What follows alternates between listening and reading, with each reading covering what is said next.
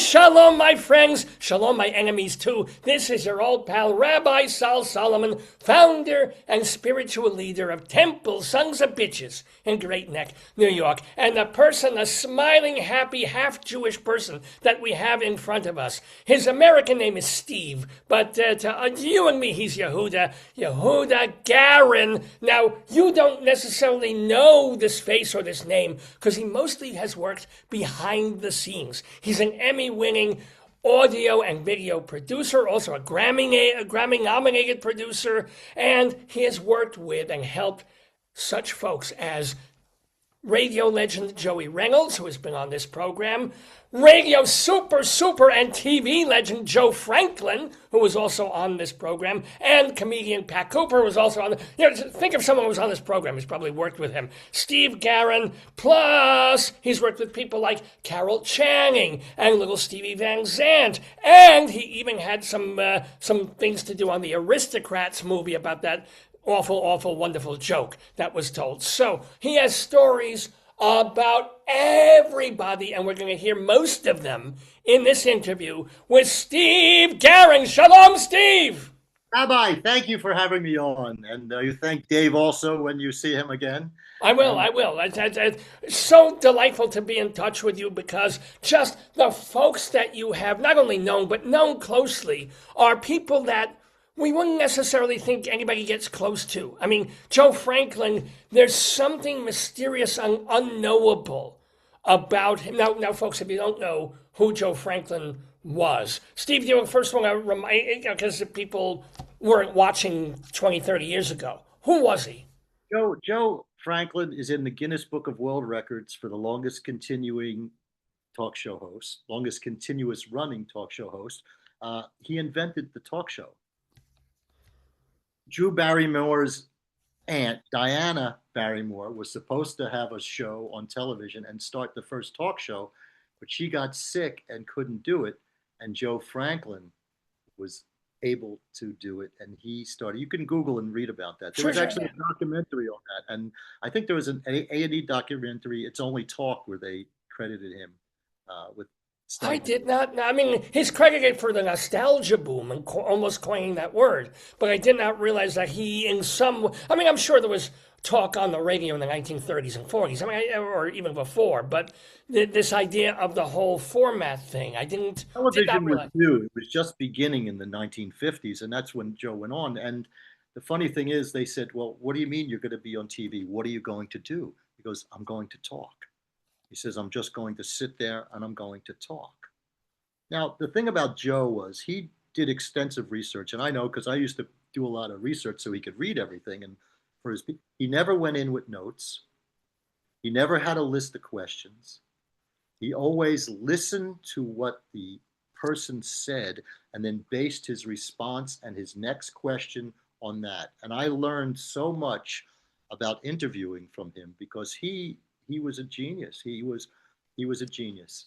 Well, the joke about him that whether it was Billy Crystal or Uncle Floyd or people who did mock versions of Floyd is that he would sit a nuclear physicist next to Bill Cosby and sit Bill Cosby next to a guy who whistles through his nose and kind of make that work. But it didn't work, but it did work. I mean, was that in his intentionality too? Or yours? Were you the booker?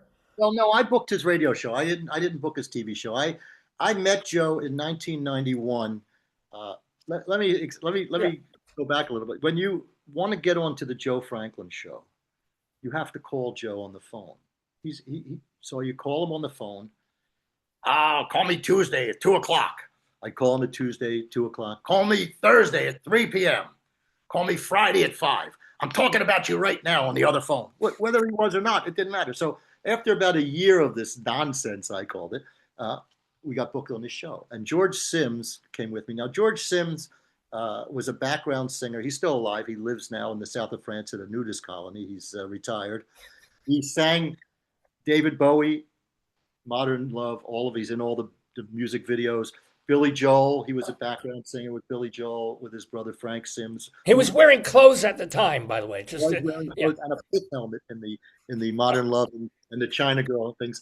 Frank Sims is his brother, and Frank is a noted voiceover guy. He's the voice of the the Cheerios, Honey Nuts Bee. You know, Oh, wait, that was Arnold Stang, wasn't it? now Arnold Stang was Chunky. He did Chunky, but the Honey Nuts Bee is next. And he also was the Kool-Aid pitcher guy. That's his voice. So anyway, so we got on the Joe Franklin show, and we were doing a jingle workshop. So we were pitching a jingle workshop. We brought some video for him to show and everything.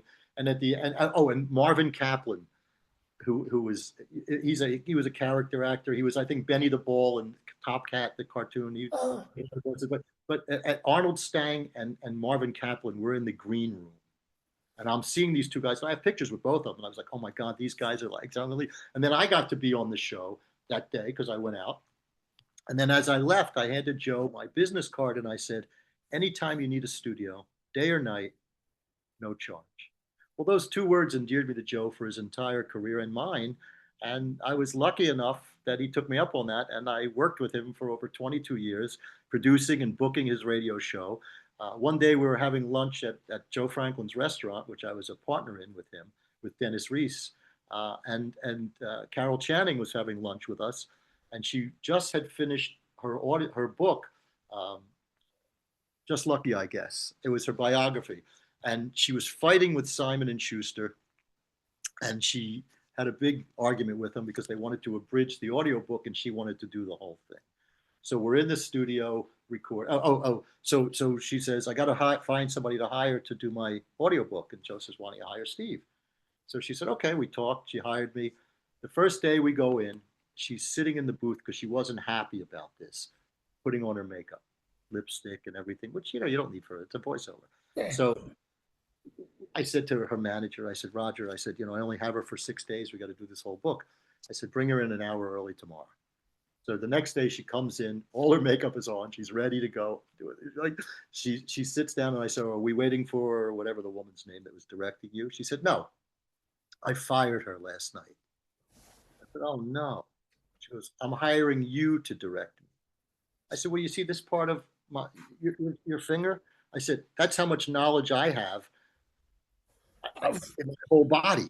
And she said, yesterday you had me do Ethel Merman.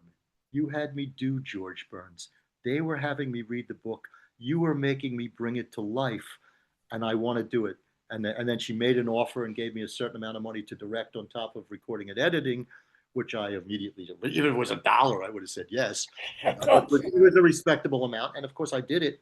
And I said to her, and she goes, oh, you have a Hello Dolly poster in here. I said, yeah, I actually won it in a Broadway raffle, and it was supposed to be signed, and they never signed it. She goes, well, that's good. Give me a Sharpie because my dresser signed all the other ones. I'll sign yours. So two wonderful Steve, XOXO, Carol Channing. And then letters. She sent me letters after I finished the book and the audio book, and she loved it, said it sounded great and it's terrific. And I even let her do stuff at the end, like singing some Yiddish songs, but I didn't put it on the book because she was Jewish. She was part Jewish or something. I did not ever actually know this. Did she have a bris? Wait, no, that's wrong. Okay, I got to work on that. I don't know. She lived in Africa. I don't know. But she was really, really something else. And it was her 82nd birthday. So she didn't like birthday cake. And in her book, she was talking about how she used to put the hangers between the layers of cake and take out the whipped cream and eat it because she doesn't like the cake. So for her 82nd birthday, I sent to Petrosian, which was across the street from me, and they gave me a big container of whipped cream, and she ate it with a spoon. We put a candle in and blew it out. But I'm actually a little surprised at this because when you mentioned also you were having lunch with her and seeing her at lunch, didn't she always pack her own like macrobiotic mung bean sprout lunch things? Or fruit, like melon and stuff. So, yeah, I'm shocked that she even ate whipped cream. Good for her. She loved whipped cream. She loved it. Well, who doesn't love whipped cream? And my wife and I, we love it, but it's in a very dark sexual... I don't want to go there. Anywho, Steve Garrin, tell us more about Joe Franklin, because we see him on the TV, and it's this personality, this persona that he has. I mean, as my friends, strikes matzah, for this and that. What was he really like? Well, Joe could never say no to anybody. Of course, he made a lot of promises to people that he never really kept, like he was going to make him a big star or do, but he couldn't do anything like that. But he was one of the nicest people you could ever meet. He never had a bad word to say about anybody in public. But you were his private. In other words, would he actually tell you the truth about things? What he really felt? Let's put it this way. I had such a great relationship. Joe used to fall asleep on my couch watching TV at my house and everything. He'd come over for dinner all the time. We were very close. He was like a father to me. Um, and the beautiful thing is working with him, I got to meet and work with everyone I watched on TV when I was a kid. Peter Falk, Larry Storch. Okay. I met Pat Cooper, because he came into my studio, and Pat and I became friends. And I co-wrote his book, and Jerry Lewis did the forward, What, which what was the name of the book again? I'll have it here just a second. It's called "How Dare You Say How Dare Me," and the funny thing, and you see this picture on the cover. Yeah. We're at the photographers having photos for the cover made, and I'm on my phone. He goes, "Get off your phone!" I go, "Get that photo." And that's the photo. My God. But all right, you are pivoting away from Joe. We will talk about Pat Cooper. We will talk about Peter Falk. But more of Joe. One thing that and if you can't tell the story, you can't. But I am always curious. Sometimes I would see him when I would go to the Broadway theater. And or even in his office area, in that crazy office, and there were always, not always, young, very attractive girls who were about 50 years his junior or so. Where did they emerge from? Did he just have that charisma at a bar? Well, here's the thing with Joe Franklin. Joe Franklin, to a lot of entertainers, meant hope. All right.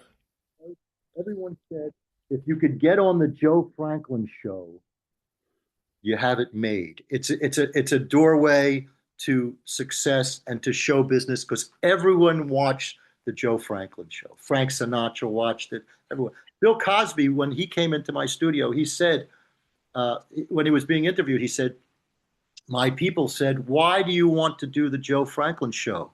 He said, "Because I want to say thank you. Joe gave me my first television appearance." Al Pacino, same thing. Al Pacino, we went backstage at Salome. Joe wanted to see Al Pacino, and they let us go back. He said, "Al Pacino doesn't let anyone back." And he goes, "Tell him Joe Franklin's here." He comes in and goes, "Oh, Mr. Pacino will see you." He goes, "Of course, I gave him the lead to Dog Day Afternoon." Whether that was true or not, I don't know. But we go backstage, and after we take pictures with Al, and he's saying wonderful things, he goes, "Joe, you interviewed me when I was nobody. Why don't you interview me now that I'm somebody?" He goes, "You always interviewed nobodies." He goes, "Let me give you a little tip, Al. I interviewed the nobodies that I believed would become somebody." That was the greatest line. So then he says, "Give Steve your people's number and we'll set up an interview." He gives me his cell number. And of course, we set up an interview, and he was the sweetest, most wonderful man. And he even agreed to do, I used to do these USO broadcasts around the holidays for the troops. No charge. For the first year, they asked me to do it, and they brought in all these politicians, and they brought in all these military people. And my studio was on Broadway at 57th Street at that time, and they blocked off the whole street. So when I came downstairs, I didn't know that. When I came downstairs, all my neighbors, the liquor store, they were all yelling at me. "Look what you did. I have no business. You blocked off the street." So when they said to me, "Would you do this again next year?" I said, "Yeah, but I will book the people, and I don't want anybody where we have to block off the street because I don't want to get killed by my neighbors." Well, I got Liza Minnelli, I got Michael Feinstein, I got all these great Yoko Ono, all these wonderful people, Pat Cooper, of course, and Joe. One day I was interviewing Mel Brooks over the phone, and Joe came into the studio, and because for this, and he wouldn't get out of the booth with Mel. We had to get him out, and it was such a great thing. And Al Pacino was the most gracious, wonderful man, very very nice. And as a matter of fact, I'm going to tell you a quick Regis story. Oh, Regis, yes. My wife and I went to see Michael Feinstein. He was at the Regency at that time. We know Michael. We love him. He's terrific. And so we go backstage. We're going back after to get to see him and sign the CDs. So I'm in the men's room, and there's Regis. So in 1984, in front of the Russian Tea Room, he borrowed a quarter from me to make a phone call on a payphone. Okay, listen. Yeah. Go up to him and he goes, how you doing? I go, good. I said, by the way, you owe me a quarter. He puts his hand in his pocket. And I go, no. That was in 1984. It's going to cost you a lot more now. So he starts laughing. He goes, what? I said, I'm doing this broadcast for the USO. Would you please do it for the holidays? He says, okay. I said, can I have your card? He said, write your number down. I'm Regis. I don't need a card. This is what he says to me. So anyway, I do it. I give him my number and I get out and I'm getting in line to see Michael Feinstein. So Michael's in the front of the line, and my wife is in line already.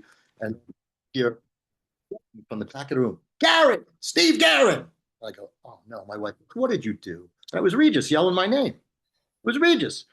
So he goes, Michael, watch this guy. And I said, Regis, just be careful. I'll tell everyone you tried to pick me up in the men's room. I was joking. So then he says to Michael, he goes, Michael, this guy's going to try to get you to record a greeting for the USO. And Michael said, Regis, I did it yesterday. To make a long story short, I called Regis and he did it too. So he was a real wonderful guy. And oh, yeah. Oh, I'm so glad Regis is the Regis that we want. We want to think of as Regis. Please tell us that Peter Falk, so at one point you knew and worked with Peter Falk, that he also was the Peter Falk of our dreams. Wait, get to the microphone. I can't hear you. It's my computer. I don't know why it's not. There we go. Okay, yeah. Right, good. So Peter Falk, I love Peter Falk from who doesn't love Peter Falk? Miracles, every show, Columbo. Yeah. And I got to do my Peter Falk for Peter Falk. I got to do my Mel Brooks for Mel Brooks. Wait. Stop. Hold it. Please do your Peter Falk for us. Excuse me, folks. Just one more thing. Anyway, I got to do that. He liked it. So, but Peter Falk, when people came into my studio, I didn't fawn over them and say I'm a huge fan. I always tried to speak about something that meant something to them, so I could get a connection, and so maybe they would remember me and think about me sometimes. So anyway, so Peter was there, and he and my daughter Liza both had retinoblastoma, which is a rare childhood cancer, and they lost their eye. They both lost an eye. We talked about it. He told me the whole thing. He never had radiation.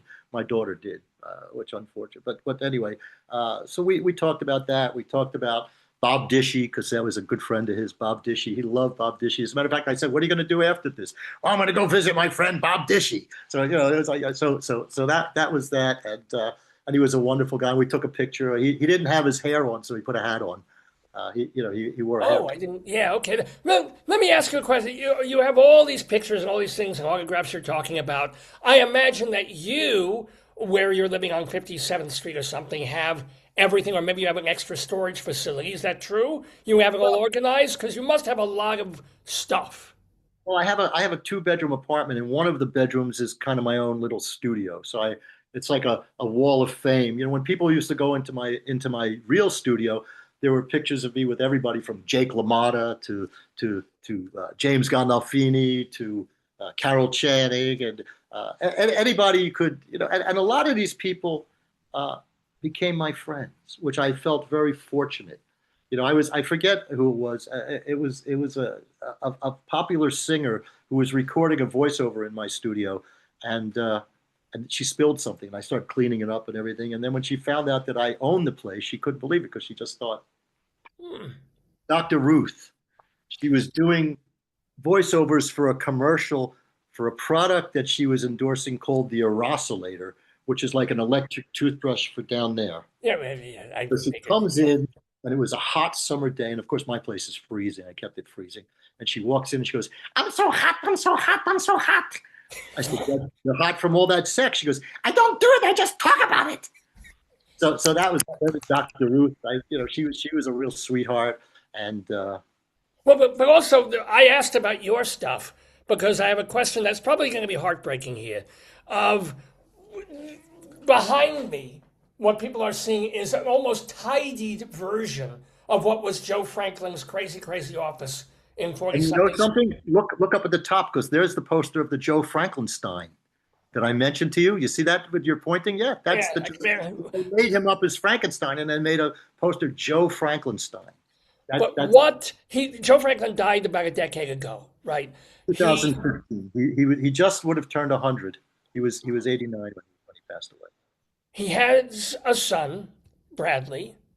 Yes. What happened to all that stuff? Where is it? Is it at the Smithsonian? Is it Uh, because where is it? Unfortunately, Brad and his father had a very strained relationship up until almost the last few years of Joe's life.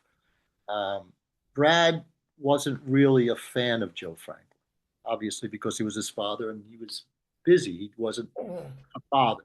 His parents were separated, never divorced. His wife lived in Florida, and his wife passed away. But uh, Brad, when Joe passed away, sold everything at one guy from New Jersey, and you can see all the stuff on eBay and everything Oh, well, on being eBay, sold he's because the breaking guy it up. Oh, yeah, the yeah. guy takes it up and he's selling everything. But I think he paid $10,000 just for the whole office. But most of the good stuff was in Joe's apartment. Um, his King Kong posters and stuff, and he also had a girlfriend that he lived with who ended up getting evicted. And somebody called me up and took pictures of the 1-800 got junk trucks in front of Joe's house because I think everything just got thrown out. Um, I know there was a hat from Bing Crosby because I convinced Catherine Crosby to give Joe a hat. I said, "Give him a hat," and I said, "Let's take a picture of it," because he used to say, "Well, I don't want to say this on the air. We'll talk about this." No, but I was hoping also that you were able to, since you worked with him for so long, you were close friends, you cherry picked some major important. I mean, somewhere on that website, I read like a glass that Marilyn Monroe drank from, and her lipstick was on the rim of No, the that glass. was a Carol Channing glass that I had, but I also have a shot glass from W.C. Fields that he had. But I didn't really keep a lot of his memorabilia because he sold it. He liked to sell stuff. I Oh, mean, he would give me a few things, but I really, I have things that were given to me, by people like, Jerry Lewis. And when Pat Cooper, when we flew out to do the Jerry Lewis telethon and then Pat got mad and didn't do it, I have the thank you note from Jerry, which Jerry never even knew because he was sedated in his trailer the whole time. And we never saw him, but in the hotel lobby of the casino, there was a cutout of Jerry, and I said, "Come, stand next to it. I'll take a picture of you with it." oh my That's, God. that's another story. There's a lot of great Pat stories too, because Well, Pat tell was us another Pat Cooper story, please. well. Have you seen Seinfeld, the episode with Pat Cooper? I'm sure I have, what is it, involved a Friars Club thing? I What? understand the jacket. So I'm sitting in Pat's kitchen with him one day, and the phone rings. He picks it up and he hangs it up. I said, "What was that?" It was some nut. Phone rings again. He picks it up. He hangs it up. Like, what are you doing?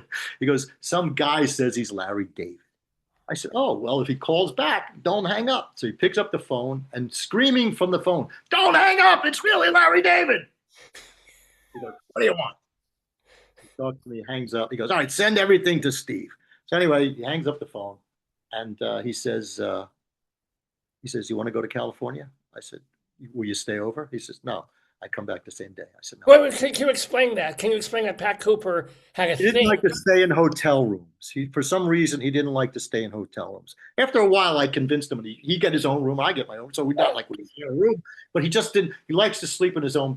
Pat he was very eccentric in certain ways. He burned every bridge that he went over, and I was behind him putting out the fires. I mean, obviously, with his family on Howard Stern, there was a whole like the They never spoke. saga of the Cooper family. But They never spoke, and they didn't.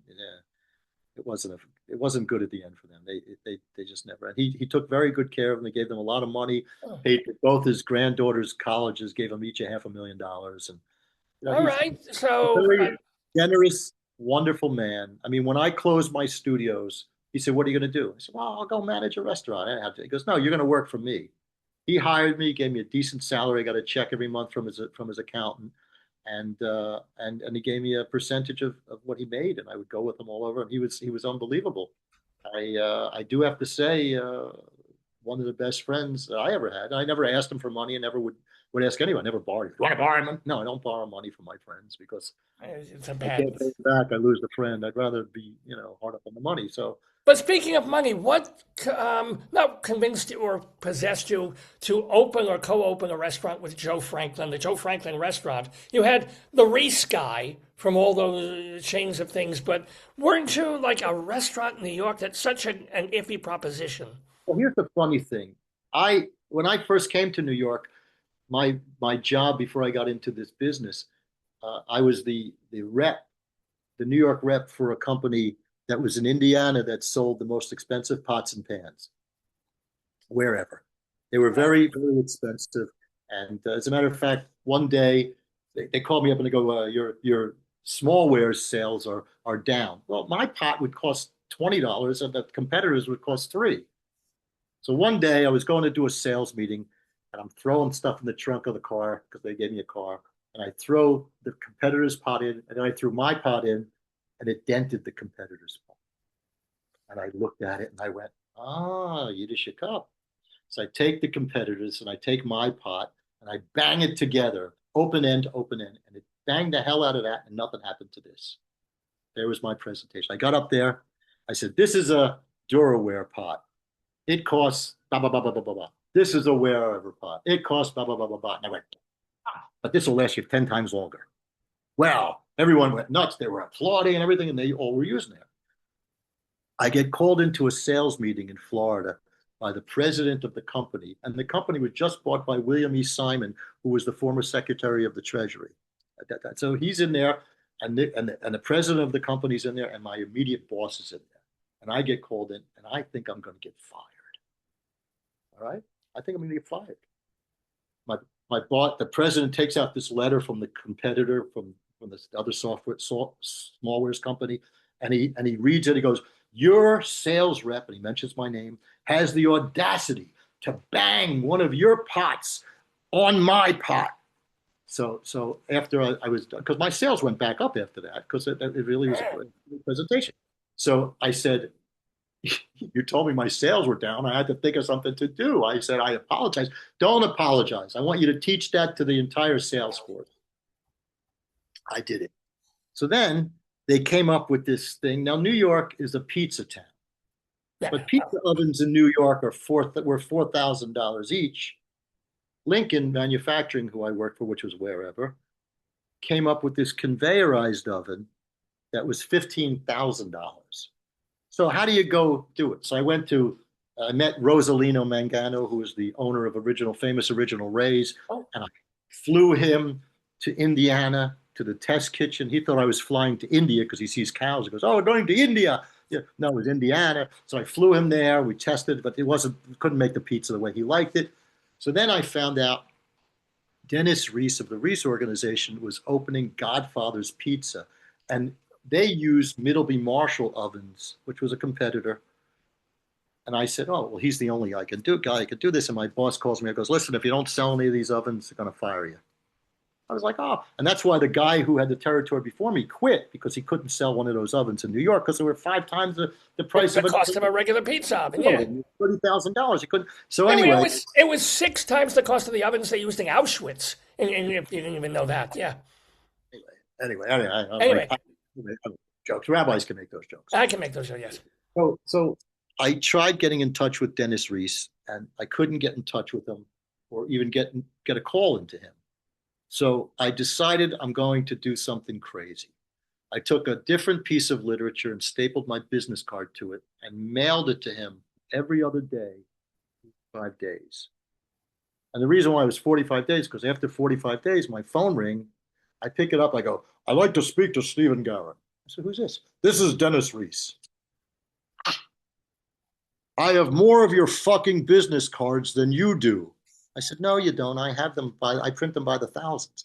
He goes, well, how more could I get you to stop sending them to me? I said, see me. Give me 15 minutes. Give me 15 minutes.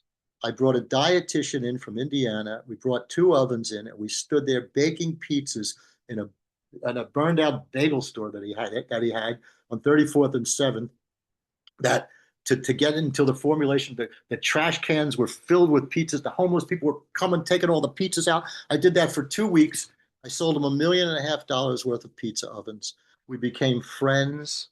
I eventually we didn't talk after a while because I was out of that business. And he was, I was doing something else. And and then what happened is I'm reading the New York Post and I see there's a mouse eating a Dunkin' Donut on the cover of the Post. So I called Dennis up. I go, Dennis, I have a studio and I had mice and I bought this Sonic thing and it cleared everything out. I don't have any problems now. So we're talking on the phone. I'm on the phone with him for an hour before he tells me he's in Florida. This is before cell phones, so it was easy, nice phone bill. Right. So anyway, he said, so what do you now? I said, I'm producing a guy named Joe Franklin. He goes, my father and uncle wanted to open a restaurant with him years ago. I said, oh, really? I said, well, if you want to, I can make that happen. He said, you can? I said, yes. He goes, I'm going to come back from Florida in 2 weeks. I'll set up a meeting with you and Joe. So I said to Joe, you want a restaurant? He says, what? I said, do you want a restaurant? He said, I would love a restaurant. So we made a deal with Dennis Reese. Part of the deal was we each got what's called a Reese card, which means we could sign in every one of his restaurants and just leave a tip. Oh, yeah, that's pretty nice, yes. No limit. No limit. In other words, I could take 10 people to dinner. Not that I ever did, but I took my family.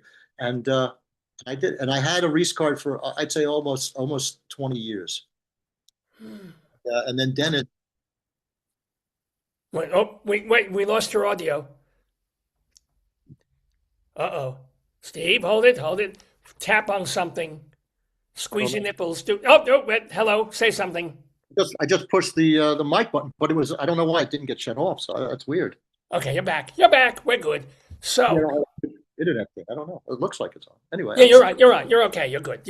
So, do you have any stories? Wait.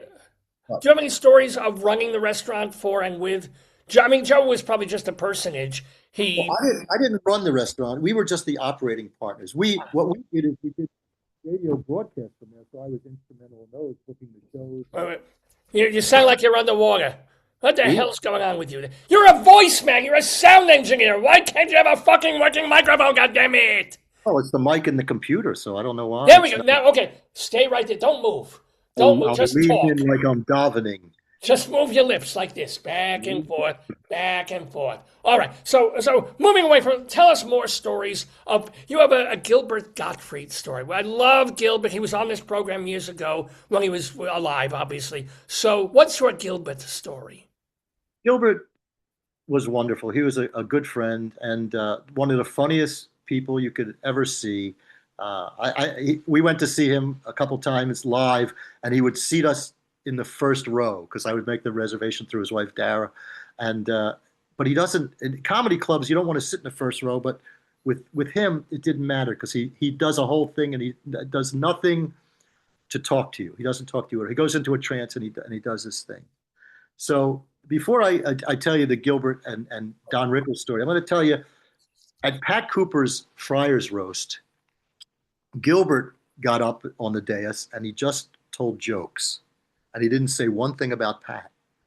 So it bothered the heck out of Pat. So 9 years later, Gilbert's wife, Dara, calls me up and she says, can we get Pat Cooper to do Gilbert's podcast? Oh. So I said, yeah, I'll call him. So I said, Pat, you're going to do Gilbert's podcast. No, I'm not doing his podcast. He didn't say anything about me at my roast. I said, Pat, go on and give it to him on the air. Oh, that's a great idea. So anyway, I don't tell Gilbert. I don't tell anything. So we get to the studio. We're in there, and Gilbert gives him the most glowing, unbelievable introduction.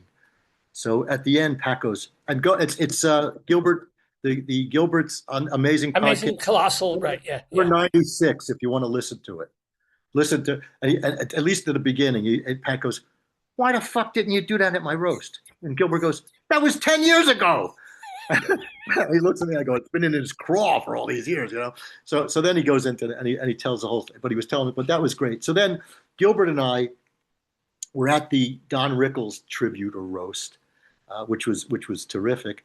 And he says, let's get a photo with Rickles. So I go, Mr. Rickles, can we get a photo? He goes, yes. So we take the picture and the funny thing is, I say to him, what do you think, Mr. Rickles? And he says, "We look like a hairy dick with two balls." I laughed, and of course Gilbert was cracking up. And if you look at the picture closely, you'll see Robert De Niro on one side photobombing us, and Chevy Chase on the other side. Wow. It was really, I mean, Joan Rivers was there. It was a star-studded event, and I was fortunate enough to be there. Obviously because I was with Joe Franklin, and Whom you credit for so many things. It's sort of like he never paid you, as you were telling Dave off the air, but by working for him, you met everybody, and that's how you did get paid and did get jobs, and it was just that being in his sphere allowed you to become, who you are. But here's the thing about also who you are that I don't see it, and yet when was it, 2008, the New York Times did a profile of you at like a Studio 54, well, it's post Studio 50, some club, nightclub. It was the Hawaiian Tropic Zone, and it's funny because Joe Brescia was the reporter that did it. He called me up and he said, we want to do an article on you in the New York Times. And I said, "Am I being indicted for something?" And he said, "No, we want to do a nice article." I said, "Listen, I'm the guy behind the scenes. Why don't you write an article on the people I work with?" And he said, "We want to write about you because of the people you work with." Right. And at that time, I was working with Steve Van Zandt. I was doing his underground garage concerts. I was promoting him and producing them with him. And as a matter of fact, one day he knocked on my apartment door because he lived down the hall from me, and we had keys to each other's apartment in case we got locked out. And he got locked out more than me. But he called me. He knocked on my door one day and he said, "Can you do me a favor and edit some video footage for me?" And my studio was at 57th and Broadway at that time, which was right across the street from my apartment building. And we went over at 11 o'clock at night or 12 o'clock, and I cut these pieces for him. And then I found out that they were a demo for David Chase for The Sopranos. And when he introduced me to David Chase, he said, "David, this is the guy that cut my reel for you," which was very cool. And yeah, he was Silvio Dante. And did you know that they actually wanted him to be Tony Soprano, but he didn't have the acting chops, so they wrote Silvio Dante for him. Whoa. Did it? Now, here's are there any, and again, if they're just more personal, whatever, but did Stevie ever tell you any Springsteen stories that you can share? Because Stevie was very respectful of Springsteen, and we've been to many concerts backstage with him, but we never met. I never met Springsteen there. My wife and I met Springsteen. We were at a Broadway show, and he was sitting in front of Debbie and I, and all these people kept coming over to him at the intermission and everything, and talking to him. And I said to him, I said, "By the way, we're friends with Steve and Maureen." I said, "Why don't you just tell them you look like him and you're not him?" So Patty Schiaffo goes, "Oh, that's such a great idea. That was wonderful." And oh, actually, I asked before before I forget. I'm sort of 90-degree segue here, but I was talking about Joe Franklin's office and all the things in it. Where are his programs? Who has the archives? Radio, television? Is it WOR? Nobody? Were they wiped because it was in the era when videotape was expensive? Blah blah blah. Where's hours and hours, thousands of hours of him? Anything before 1987, the station reused the tapes to save money on tapes, so they recycled them. I have about 145 hours of the TV shows, and I own all of the radio shows because I recorded them, and I have all the masters, and I have unedited ones. I have unedited Yoko Ono where Joe goes, "Oh, Steve, we'll tell Yoko we'll take her to the restaurant." "Oh no, not now, Joe. I'm not dressed. No, Joe." Yeah. There's things like those. I have all that, some funny stuff. Charles Aznavour, I've got some great outtakes of stuff with him when we did. But yeah, Joe did. Tell your fans, and I'm going to tell you, go to YouTube and type in Joe Franklin's 500,000th interview. It's a spoof that Joe and I put together of him interviewing himself.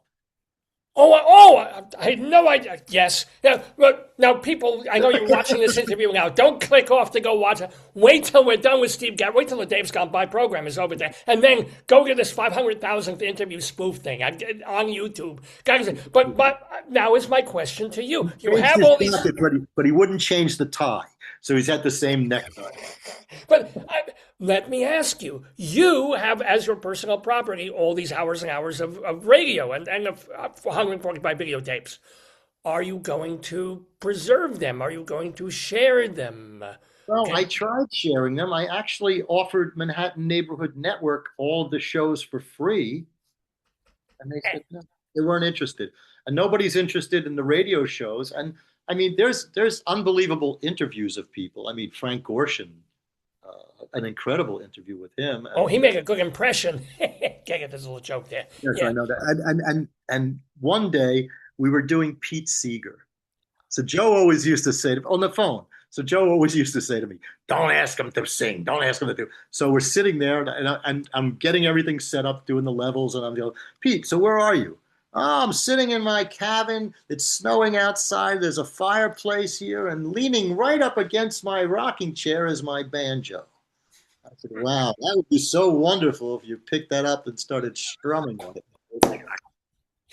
But he's doing it, and he's singing, and and it was just such a wonderful thing. And I was able to like coax people to like do things. I mean, Michael Feinstein, I got him to sing a cappella or something, and it was just. Now, I don't know if you want to tell this story, but you did mention that Joe had a certain nonverbal communication, like a glint in his eye, that when he would be saying something, telling a guest that they were the greatest thing since sliced bread, you would see something in his eyes and you knew Well, what. it was a verbal, it was something. I'm not going to use the phrase because, but it was a verbal thing, and which meant that anything I say, just disregard it and agree with me. And it was usually the opposite of what he meant. If he told you you were so talented, it meant that you weren't, had no talent.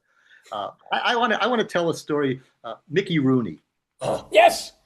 One day, Mickey Rooney was scheduled to be interviewed, and he was going to be at Westbury Music Hall doing an act with his then wife, and so I get a call from his press people, and they go, "Mickey is very cranky today, so just be very careful, whatever."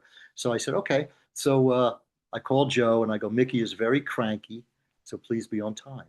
And he goes, "Oh, they told me he was testy. Ah, don't worry, I'm okay." So I get a buzz from downstairs later in the day, and they go, "Mickey Rooney's here." I look at the board, and he's a half hour early. I go, "Oh my God, get Joe Franklin on the phone." Now, Joe's office was like a couple blocks away. He was on 43rd, and I was in the Equity Building, which is 46, Actors Equity Building. So Why weren't you in New Jersey? Wouldn't you have been at WOR Studios? no, this is radio. We don't. This I didn't do his TV show. I only did his radio show. I was on his TV show, but I didn't have anything to do with the production. Bob Diamond was the director. Richie Ornstein was, Richie was a great guy. He's no longer on this planet, but he was a great guy. And by the way, most of Joe's shows, Richie made a deal with Historic Films on Long Island, which only was supposed to go until Richie passed away. But they have a lot of Joe's TV shows and things out there, and there's a lot of them on YouTube. I think they put them on YouTube because I said, unless you pay us for them, I don't want you to use them. So you got Mickey Rooney. He comes in and he's like very cranky. "Where the fuck's Joe Franklin?" As soon as he walks in the door, I go, "Joe's in the men's room. Come on in. Let's set your levels, and he'll be in." So we sit him down. We get his mic. I do the levels to make sure that everything sounds good. And Joe comes in, shakes Mickey's hand, and Mickey goes, "Did you wash your hands?" Now, Joe doesn't know anything what he's talking about because Mickey, "I always wash my hands."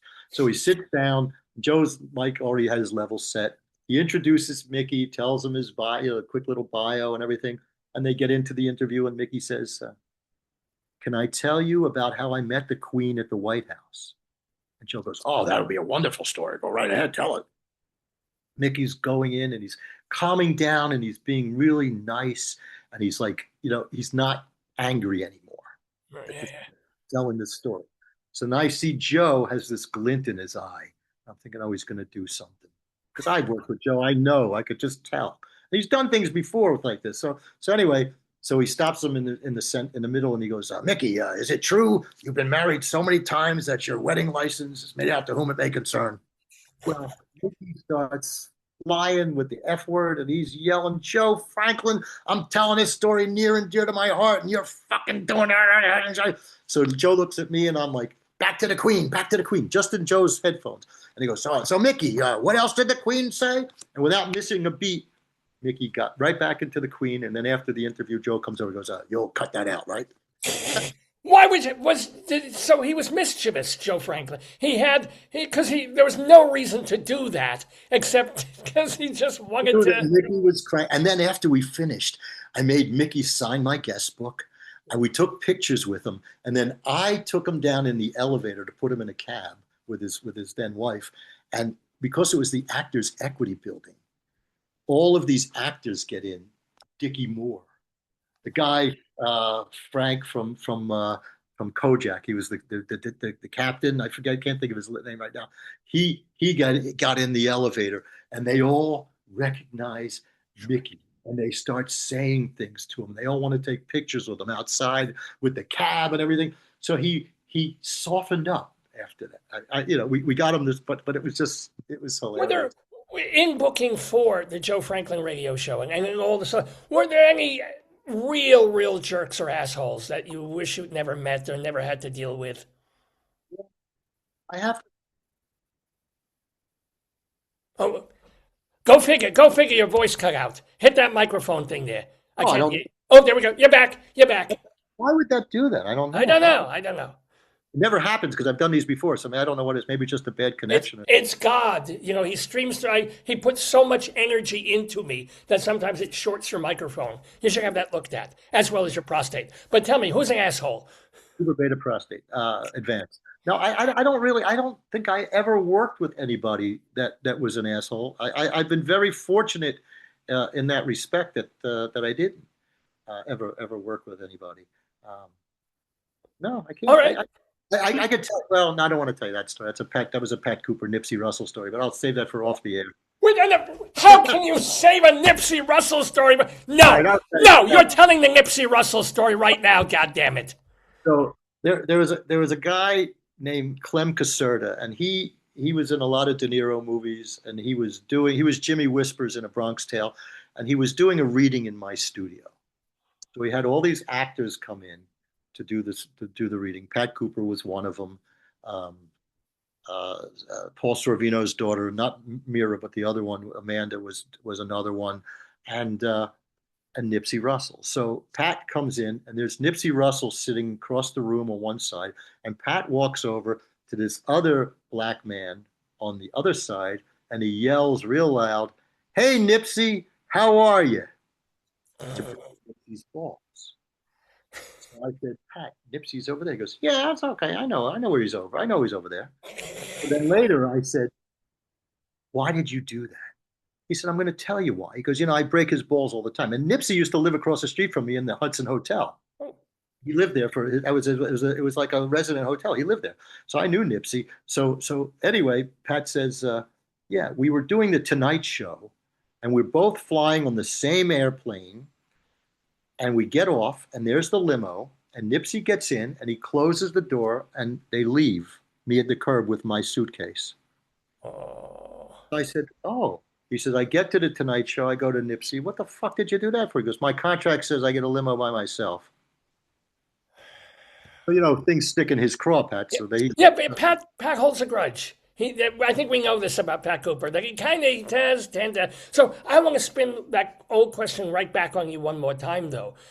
You told a little bit about Al Pacino. Who's another person that we would expect would be cagey, difficult, problematic, and ended up turning out to be an absolute wonderful sweetheart, at least in your knowledge of them and working with them? So Pat comes into my studio after lunch one day, and he says, "I just had lunch with a woman that will write my autobiography for $25,000.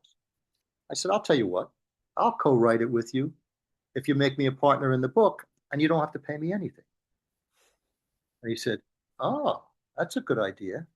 So I have an agent. My agent was at Abrams at that time, and they put me into the literary department. We got a literary agent, and she said, "We'd like Howard Stern to do the forward." And I said, "No, I don't want Howard Stern to do the forward. I want one of Pat's contemporaries." See, I'd already met Howard Stern. I want to meet Jerry Lewis. I loved it. And I got to do my Jerry for Jerry. I love Jerry Lewis. So anyway, Laban, yes. Lady, you lady. So anyway, I said to Pat, I really would like Jerry Lewis to do it. So he says, all right, let's call him. What? He goes, yeah. So we were in my studio and I called Jerry Lewis on the phone. I said, hi. We get him, his people puts him, I go, I'm calling from Pat Cooper's office, and he puts him on the phone, and Pat says, you ask him. I said, no, no, no, you ask him. So Pat gets on. He said, Jerry, we're writing my book. Would you do the forward? He goes, I'd love to do the forward. Thank you for asking me. So I was so thrilled. So I tell my agent, Jerry Lewis is going to do the forward. So the book is almost done. I mean, there's like maybe we're putting it together and just editing it now. So she says, is he doing the forward or not? I said, Pat, what should we do? He goes, let's go to your studio and let's call him through the phone patch and record it so she hears that he says he's going to do it. I said, okay. So I call him on the phone. He gets on the phone, and I said, hi, Jerry, because he said to call him Jerry, not Mr. Lewis. He said, hi, Jerry. And I said, are you going to write the forward to the book? Our agent wants to know. And he goes, why don't you write the book first? And he's getting really nasty. And I said, well, Jerry, the book is written, and the thing about the forward is it goes at the beginning of the book. So Pat's there. He goes, Pat's like, yeah, that's good, that's good. So he's yelling at me. I go, Pat, he's yelling at me. He goes, ask him when he's coming to New York and tell him I want to take him to lunch. I go, Jerry, Pat's here. He wants to know when you're coming to New York, and he'd love to take you to lunch. David, when are we going to New York? And then it turned, and he became very nice, and then I got it faxed to me the next day. Why do, but yeah, yeah. Why do celebrities have to be like that, though? I mean, I just Jerry was very testy. I understand. He had that kind of attitude because he's a legend. You know, and you're talking to a legend like you tell him to do something. So anyway, they're naming the Friars Club, the building after Jerry, the monastery, the Jerry Lewis Monastery. So Jerry calls me up. He has his guy David call me up, and he goes, "We want Pat to come to the event, and we want you to come also." I said, "Oh, thank you very much." I said, "I don't know if he'll come." He goes, "Well, I want him to come." I said, "Well, he hates the Friars Club, and he quit. He's mad at them." So I call Pat up, and I go, "Well, listen, they're naming the Friars Club after Jerry." "I know. I get all the mail. Fuck them." I said, "Fuck Jerry? No, fuck the Friars Club." I said, "Listen, Jerry really wants you to go." He goes, "You're just saying that." I said, "No, I have an email from his guy, and I have a phone message from him. He wants you to come." He goes, "All right, we'll go." So I go with him. And we're outside. We're taking pictures with everybody, Gilbert and everybody that's there, and Paul Schaefer, and there's Jerry, and Joe Franklin was there. And it was just so nice. And then Jerry goes, "Come inside." And we go inside, and Jerry's sitting in the chair, and he's holding my hand. Jerry Lewis is holding my hand. Oh my God. And I'm talking to him, and he's thanking me. He goes, "Oh, thank you for the book." And I have a voicemail message where he's thanking me, telling me how great it was. And he read it. It's hilarious. And so I turn around. I'm looking for Pat. My phone rings. I take it out, and it's Pat. I go, "Where are you?" He goes, "I'm at a restaurant on Madison Avenue. Come have dinner with me." I said, "No." He goes, "Why?" I said, "I can have dinner with you anytime, but Jerry's holding my hand." I'm sitting here, he's holding my hand. I'm not coming out. And he wouldn't come. He didn't come. So that was well, he didn't come. such stories that we have been hearing from Steve Garrin about his life, his people, all these wonderful, not sometimes not so wonderful, but certainly legendary folks that you have orbited and that have orbited around you. So my question, because obviously you'll be back on the show, we'll have you back, but gotta let you go for now. With asking one more question, now that you closed the studio, you're not running the Joe Franklin restaurant, what are you doing with your life now, Steve Garrin? Well, for many years I did voiceovers. So I had a workshop called VoiceWorks, which was fairly well known in the industry. It was the only workshop endorsed by AFTRA at that time before they merged with SAG. And the reason it was because I donated every twice a year. They had their membership meetings. I donated a free class in their they pick a drawing and pick somebody. Yeah. And it's very funny because at the beginning they didn't want to do it because I have a casting director and I have an agent as part of the class to meet them at the end, and not to work with them, but to meet them at the end to get familiar with them. And AFTRA was a little crazy about that. And there was a woman, Martha Greenhouse, back then. He said, he's giving opportunities for our people to meet casting directors and actors, and they don't pay to do that. Do it. So I did it, and then one day I get a call from Jeanette Gautier, who was on the committee, and she said, you got a standing ovation at the meeting last night. I said, what did I do? She said, I read a letter from somebody that won your class, and I'm going to read you a couple lines from it. I have the letter. I saved it. It was from this guy, George. And he said, I won this class. I was in the business for 18 years, and I was going to throw in the towel because I couldn't do anything. And this class changed my life. I got a demo reel out of it. And it gives me chills to talk about it because it was such a wonderful, but that's the reason I did it, to give back. Because I was fortunate, when I first started in the business, to pick people's brains, to learn. I was a very good salesperson. So I called this guy, Jackson Beck. Now, Jackson Beck was the voice of faster than a speeding bullet, more powerful than, he was that voice, and many other commercials and things.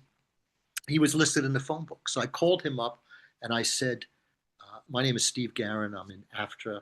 I'd like to speak with you and maybe pick your brain about getting into voiceovers. I'd like to speak to the most successful people that are wonderful. So he said, I'll give you 15 minutes. Meet me at AFTRA headquarters or whatever the date was. So I got there. He listened to my demo reel. I had a reel. And we sat there. And after 15 minutes goes by, 20 minutes goes by, 30 minutes goes by. He spent almost an hour with me. And at the end, and I kept saying, don't you have to go? Don't you have to go? And he goes, no, this is very interesting. And he stayed with me. And at the end, he said, I think you're going to be successful. So one day, I had this studio, which actually used to be the old Hit Factory where John Lennon recorded Double Fantasy. And I rented out rooms to casting directors, and they had auditions. So one day, Jackson Beck came into the studio for an audition. And I went over and I said, Mr. Beck, I don't know if you remember who I am. My name is Steve Garrin. He goes, oh, wow. He goes, you're working in this business? I said, this is my studio. And he said, I really had that feeling when I first met you that you were going to do something. And that made me feel good because I got to meet him later when I was actually working in the business. You just gave me the warm feelies all over my body right there. What a lovely, that heart behind you on the wall there. I'm feeling that right in wherever my heart would be if I had one. Oh. By the way, that heart was in a magazine. It was on Jealousy and Envy. There's a green heart on the floor. It was painted by my brother-in-law, Marvin Mandelson, who's a very, very well-known portrait artist. Well, Mazel, I would love to just take a portrait of you and hold it in front of my face 20-something hours a day, just to feel the good feelings, the funny, wonderful stories, which I hope you will come back and tell many, many, many more of. So, Steve Garrin, just absolutely delighted. I wish you health. I wish you whatever, if you're doing still a little bit of voice work here and there, if you're working with a couple of clients, but not taking on any new, and enjoying semi-retirement, which is a lovely thing to enjoy. And we have enjoyed. I do private coaching, voiceover coaching through Zoom, but I'm trying to keep it down because it's a lot of work. Well, is there anything you can do with this? Because lots of commercials. Oh, I want to say one thing. If you buy this book, I gave a copy to Mel Brooks. And when I met him again after, I said, Mel, did you read the book? He said, not only is it hilarious, but every chapter is perfectly timed for the bathroom. I wish I had that for the back of the book. I would have put that on there. I tell my parishioners the same thing about Genesis. So, but then again, they're all constipated, which makes sense. Steve Garrin, thank you. Shalom to you.